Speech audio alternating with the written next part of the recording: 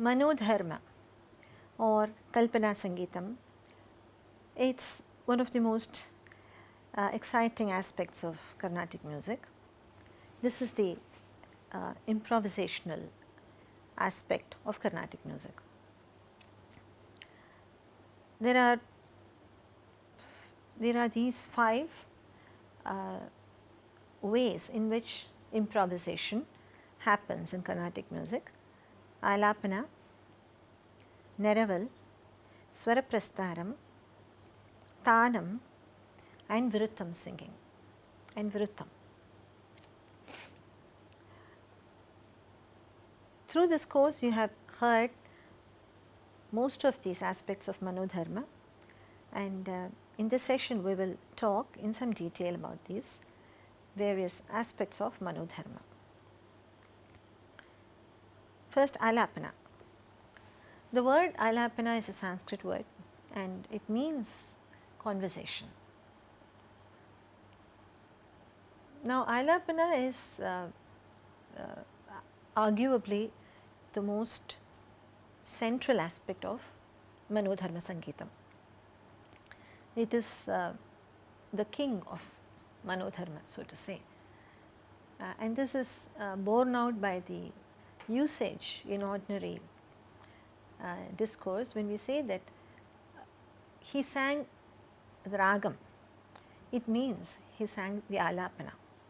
So, the ragam is best brought out, raga is best brought out most impactfully or exhaustively to some extent. Raga is best brought out in by an alapana. Now, alapana and other aspects of Manodharma are actually found in ancient texts too. We find mention of Rupaka Alapti and Raga Alapti in medieval texts, no doubt referring to Manodharma music. Rupaka refers to a kind of composition. So, Rupaka Alapti most probably meant improvisation that happens within the composition, and Raga Alapti refers to what we today call Alapana in Carnatic music. Now, broadly we can say that improvisation, there are two kinds of improvisation. One is that which is standalone. It's in the sense it does not need the composition. There is improvisation that happens outside of the composition, and there are improvisational aspects that happen within the composition. There is using the composition as an anchor, these improvisations happen. Now, alapana is something that happens before a composition.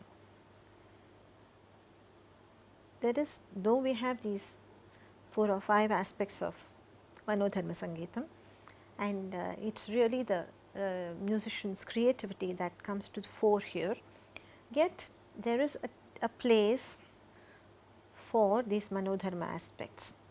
They cannot spring up anywhere in a concert and anyhow. If we are speaking of a concert, then there are certain points where we expect Manodharma in certain forms. Of course, there is much more to Carnatic music than just what we hear in concerts. Like any other art form, possibly, finest music is created outside concert halls, during private music sessions, during practice sessions, or during informal soirees and so on. But the point is, though we have these 4 or 5 Manodharma aspects, they have a place and a proportion in a concert. So, alapana always precedes a composition. Alapana is always in a raga. A raga is brought out, an edifice of ragas, so to say, is created by the alapana, and this alapana in the particular raga almost always is a preface to the kriti itself, to the composition that follows the alapana in the same raga. Now, if the composition is a small composition, it is a minor composition, then quite often there is no alapana, and if there is an alapana, it will be a very short one. If you have a big raga like Shankarabharanam or Kalyani and the composition is also great, most likely the alapana will be elaborate, it will be extensive. It would be very inappropriate, for instance, to sing a very elaborate alapana in a minor raga before a minor composition. So, alapana affords great scope for the musician's creativity, imagination, but it is not a free rein. Obviously, there are clear constraints within which the musician must work. First is obviously the raga's grammar. If you are singing a raga in Shankarabharanam, you are going to stay within the grammar of Shankarabharanam. And the other constraint is what is imposed by the musician's equipment, vocal equipment. If she is a singer, what he or she can do with his or her voice, that will obviously place limitations on what can be done.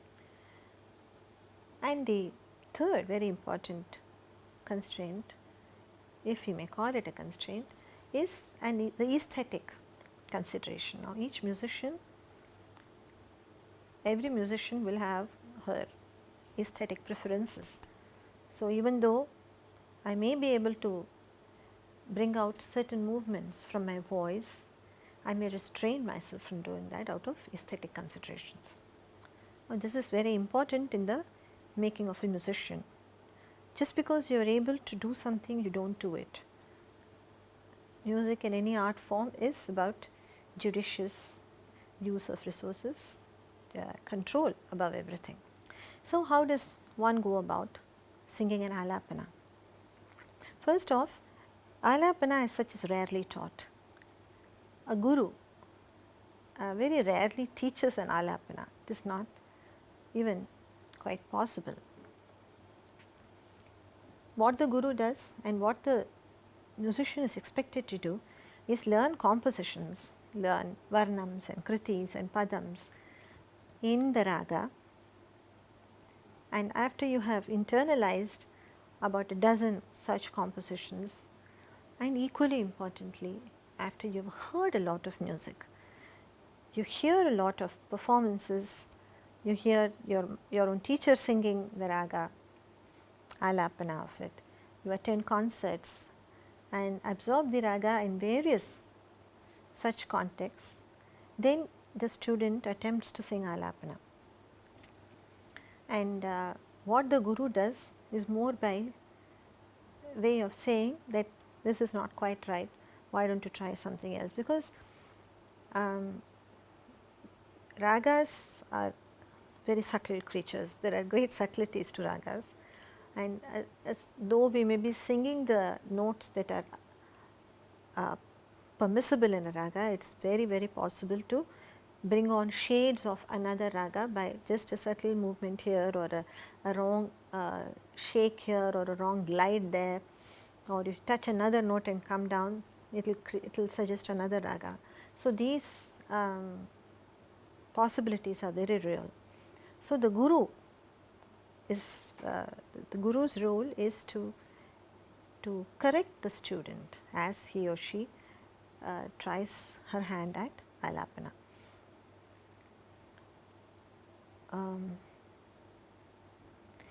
The guru also may also suggest ways of developing a certain idea in the alapana or improving delivery. That is about what guru's role can be in especially when it comes to singing alapana. Now, in an alapana, what is expected is that there be a very good introduction. When you introduce the raga, the first couple or three phrases of the alapana are very important, because it is expected that the raga's identity be very clearly established, that there should be no wishy-washiness about those phrases. That if you are singing Kalyani, the first few phrases of your alapana must immediately establish the raga. There should be no doubt in the listener's mind that it is Kalyani that you are going to perform. Suppose you should not sing phrases of some of Kalyani, some of Shankarabharanam. This is all a novice's very understandable mistakes, but an alapana's introduction is expected to firmly establish the identity of the raga that is going to be performed. Some master musicians can playfully keep you guessing, but that is one thing. It is another thing to fill the listener's mind with perplexity by going back and forth between various phrases without quite getting a hold on the raga. So, once the introduction of the alapana is done, I mean, this is, as I said, this is just how do you perform alapana? There is no one blueprint, there is no one schema. The same person singing the same raga today and tomorrow it may be completely different. But I'm just giving some an idea of some broad expectations, some things that are mostly adhered to all the time. But there is nothing hard and fast here, except the requirement that the raga's grammar be maintained and there be an aesthetic coherence. But beyond that, you cannot say that an alapana should be this way or that way. But broadly, we can expect that there are these various aspects to an alapana. You introduce the raga, introduce the raga through a few very clear phrases, and then there is development of the raga. Very often the musician may zone in into one swara, an important swara in the raga, and weave many phrases around it. And always there is a variation in tempo. You won't find an alapana that is sung in the same tempo throughout. That is, for instance,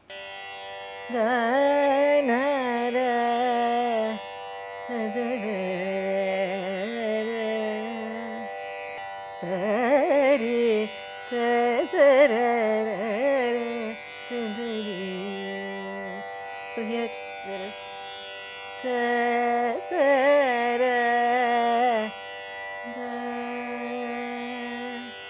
slow, little, it's a medium tempo, faster.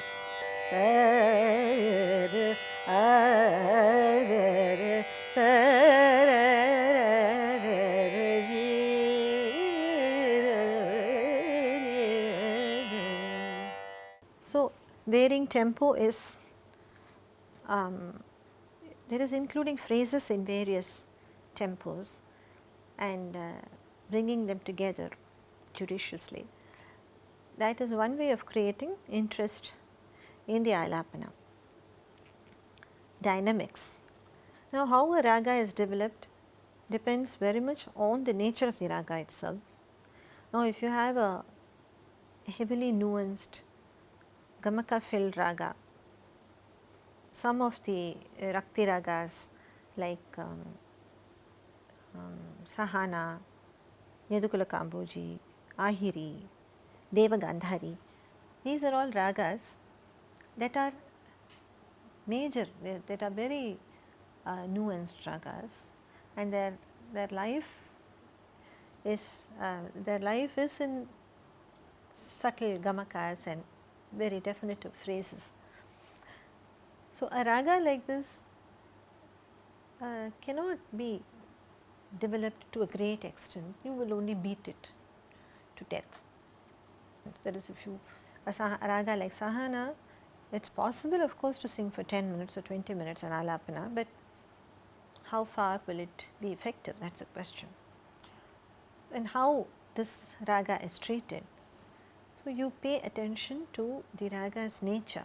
Let us watch Professor V.V. Subramaniam as he plays an alapana in the raga Sahana, and he also has a small bit to say about how it is possible to otherwise play this raga and how it is possibly not so appropriate to play it that way.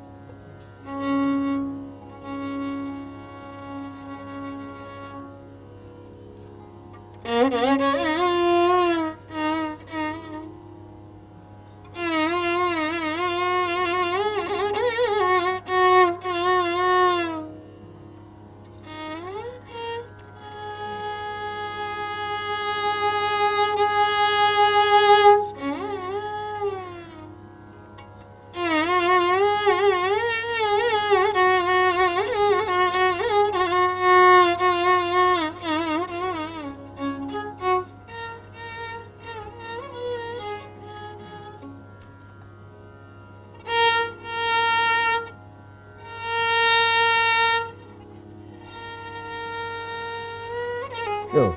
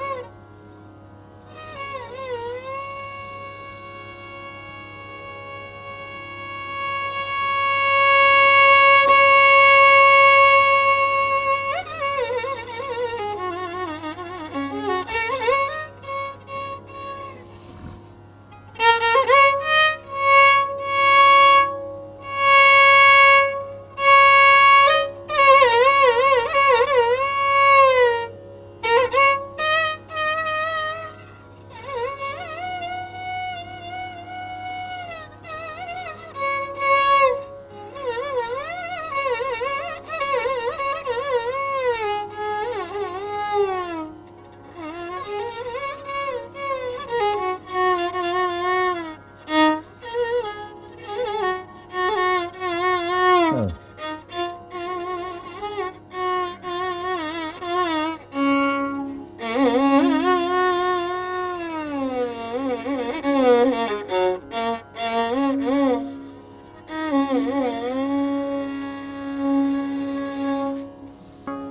So this raga has a slow tempo expressing the very soft moods and all that, whereas the some frill like fast phrases also there, but it should not be played like this.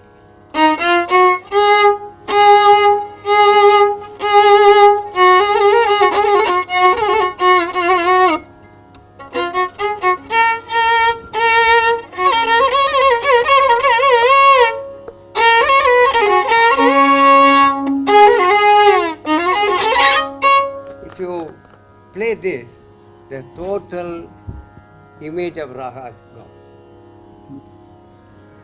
Because I have strength, I have voice strength, more conscious about the fast tempos and all that. I have the skill. That doesn't work here.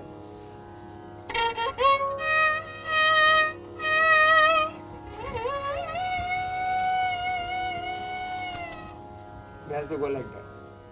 Of course, if you have a major raga like Shankarabharanam or Kamboji or Kalyani, these ragas can bear a very, very extensive treatment in all three registers, in varying speeds, so many swaras that can be highlighted. So these are all great big ragas. Now how these ragas are developed is also dependent on the musician's voice, how she has worked at it, how she has trained her voice, and also her aesthetic preferences.